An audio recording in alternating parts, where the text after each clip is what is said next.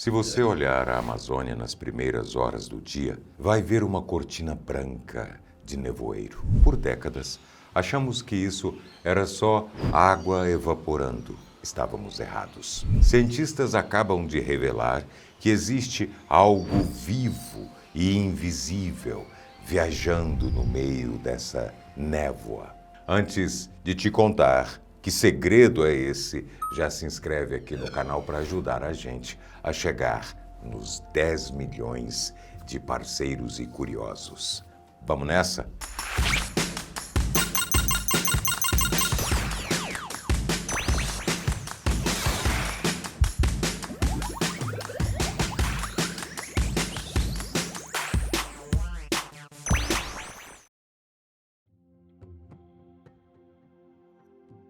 Para entender como essa descoberta foi feita, a gente precisa olhar para o local do estudo.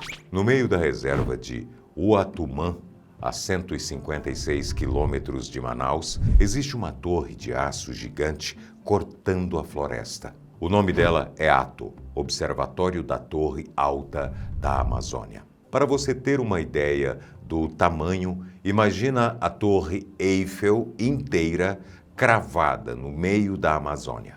A ATO mede 325 metros de altura, sustentada por 26 quilômetros de cabos de aço. Ela foi construída em uma parceria entre Brasil e Alemanha, inaugurada em 2015 com um investimento de cerca de 26 milhões de reais. Metade pago pelo governo brasileiro, metade pelo alemão. Para você ter uma ideia da escala da estrutura, são 1.500 degraus e 6 elevadores internos para os pesquisadores chegarem nas plataformas onde ficam os equipamentos de coleta. Mais de 100 equipamentos científicos ficam ligados na torre o tempo inteiro, captando dados de uma área de mais de 500 quilômetros ao redor. E foi essa altura absurda que mudou o jogo. O que os pesquisadores queriam investigar nunca esteve no chão. Estava no ar, flutuando entre as árvores e as nuvens, numa região que nenhum cientista tinha conseguido alcançar antes da ATO ficar de pé.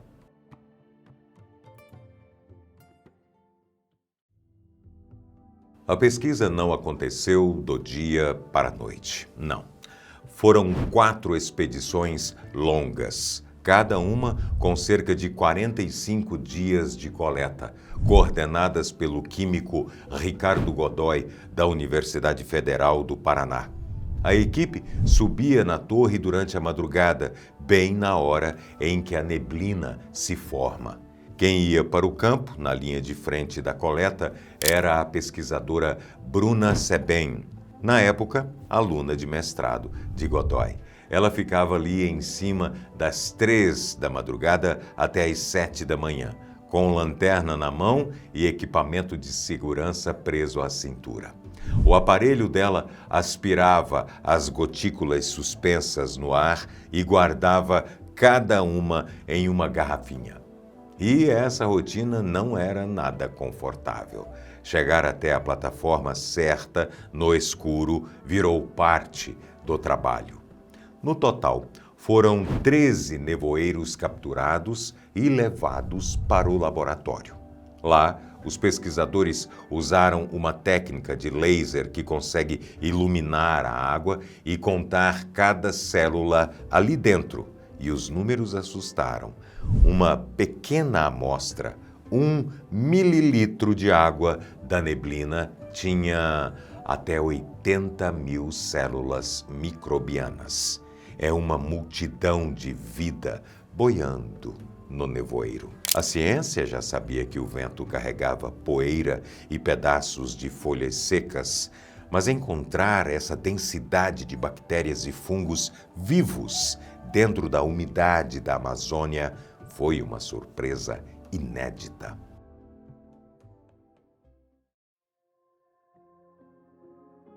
Mas achar bactérias no ar não resolve o mistério. A poeira espalhada pelo mundo carrega bactérias mortas ou ressecadas o tempo todo. A grande dúvida que os pesquisadores precisavam responder era: essas células estão vivas, respirando, ou são só carcaças vazias levadas pelo vento? Para provar a diferença, eles não pararam em apenas contar as células. Primeiro, fizeram exames de DNA para confirmar que o material genético dentro delas estava intacto, sinal de organismo vivo e não de um cadáver microscópico. Depois mandaram as amostras da neblina para o Instituto Adolfo Lutz, em São Paulo, onde foram colocadas em placas com nutrientes específicos para alimentar essas células. Em poucos dias, colônias inteiras de bactérias e fungos começaram a brotar no fundo dos recipientes. A prova estava ali. Aquela vida tinha viajado pelo céu da Amazônia. Isso mudou o jogo. Um organismo morto levado pelo vento não faz nada, mas uma bactéria viva que cai na Terra novamente e continua funcionando consegue transformar todo o ecossistema embaixo dela.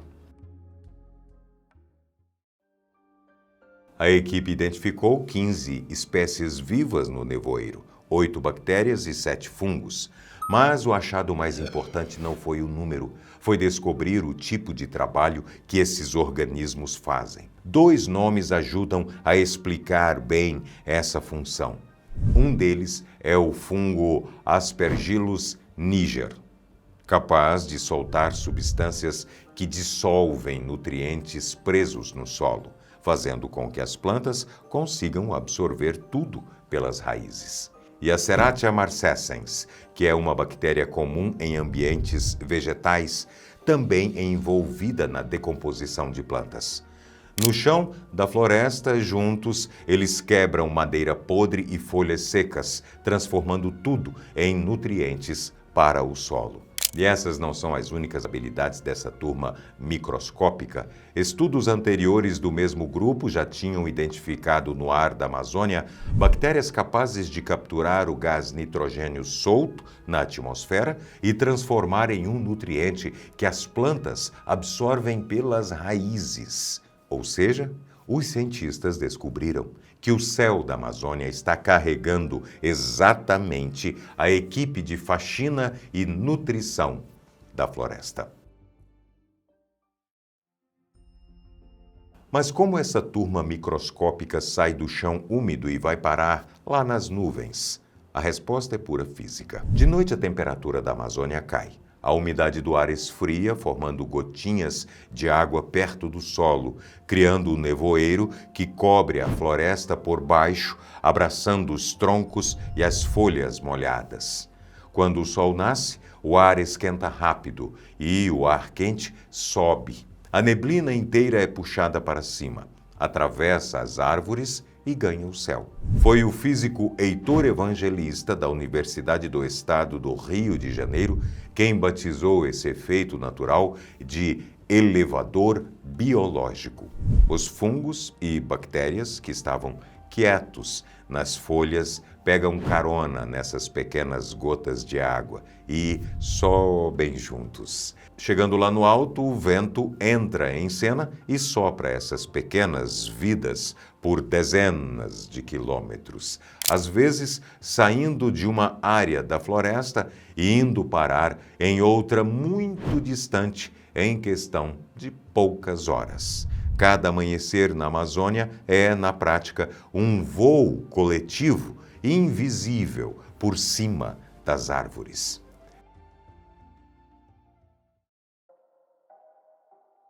No entanto, tem um problema sério nessa viagem. Para uma bactéria acostumada com a sombra úmida da mata, o céu é um ambiente letal. O sol queima, a radiação ultravioleta destrói o material genético e o vento resseca a célula em poucos minutos. Então, como elas não chegam torradas no fim da viagem? O segredo é a própria gotícula que envolve cada micro-organismo. Ela funciona como um pequeno traje espacial de água. A camada líquida que protege a célula absorve parte dos raios ultravioleta e mantém o organismo hidratado. É só o veículo da viagem. O nevoeiro não é só o veículo da viagem, ele é um abrigo. É claro que a gota evapora com o tempo e muitas bactérias morrem no meio do caminho, mas o abrigo dura o suficiente para que milhões delas cheguem inteiras ao destino. Quando esses micro-organismos finalmente caem de volta nas árvores ou no chão, o impacto é imediato. Para uma árvore crescer com força, ela precisa de minerais como ferro e fósforo, mas tem um problema. Esses minerais ficam presos na terra, em pequenos pedaços tão duros que as raízes não conseguem absorver. É aí que entram os fungos da neblina. Eles liberam substâncias capazes de dissolver pedaços duros, transformando o que era pedra em algo que a planta consegue beber pelas raízes. Como a neblina transporta esses micro-organismos para áreas muito distantes de onde nasceram, ela atua como um sistema de fertilização. Na verdade, é um adubo voador. A floresta usa a atmosfera para espalhar nutrientes por cima dela mesma. A utilidade dessa vida microscópica não acaba na Terra. Ela também tem impacto direto no clima. Para formar a chuva, não basta só ter vapor d'água nas nuvens. O vapor precisa de algo para se prender. Um grãozinho sólido qualquer flutuando no ar, como poeira ou sal. Quando o vapor se agarra nesse grão, várias gotinhas vão grudando uma nas outras, até virarem uma gota pesada o suficiente para cair como chuva. O que a ciência começou a perceber é que micro-organismos vivos também funcionam perfeitamente para iniciar a chuva. E mais, bactérias e fungos muitas vezes aceleram a formação de gotículas de forma muito mais eficiente do que partículas comuns de poeira. A Amazônia já tem a fama de produzir a própria chuva com a umidade que evapora das folhas. Mas a descoberta feita na Torre Ato acrescenta uma peça nova. A floresta não manda só o vapor para as nuvens, ela joga as sementes da chuva junto. Toda essa engenharia invisível depende de uma coisa só: a própria neblina existir. E ela não surge do nada. Para se formar, o nevoeiro exige umidade muito alta, madrugadas mais frescas e uma cobertura densa de árvores para segurar o ar. O grande risco ambiental agora é que o desmatamento e as mudanças climáticas estão quebrando esses três pilares ao mesmo tempo. Áreas desmatadas esquentam mais durante o dia e perdem umidade muito rápido. Estudos publicados na revista Nature Communications mostram que a troca da floresta por pasto ou plantação pode elevar a temperatura do solo em até 3 graus e reduzir as chuvas em cerca de 25%. Exatamente as condições que a neblina precisa para se formar. O alerta dos cientistas é preocupante. Sem a neblina, o elevador biológico desliga. A biodiversidade para de viajar pelo ar. Os nutrientes não se espalham com a mesma eficiência e, no longo prazo, a chuva da Amazônia pode reduzir drasticamente. Por muitas décadas, a ciência tratou a floresta e o céu acima dela como dois mundos separados. Um lugar de raízes e madeira, outro de pássaros e nuvens. O que essa pesquisa brasileira e alemã provou é que essa separação nunca existiu. A Amazônia respira a sua própria biologia.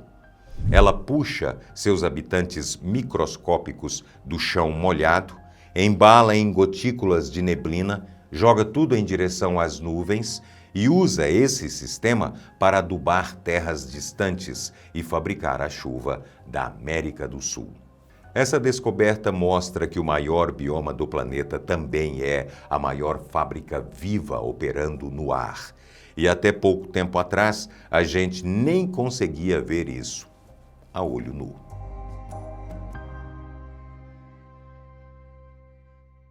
Essa pesquisa é só o começo. A ciência ainda vai descobrir muito mais sobre a vida invisível que viaja na neblina da Amazônia. Se esse vídeo te ajudou a entender a engenharia invisível da floresta de um jeito bem simples, deixa o like, compartilha com quem gosta de ciência e não deixa de se inscrever não, beleza? Vem ajudar a gente a chegar aos 10 milhões e vem fazer parte dessa galera de curiosos. E se você curte esse tipo de conteúdo e quer ajudar a gente a continuar produzindo, vira membro aqui no YouTube. Tem 3 níveis a partir de R$ 3,99 e a sua ajuda faz toda a diferença por aqui.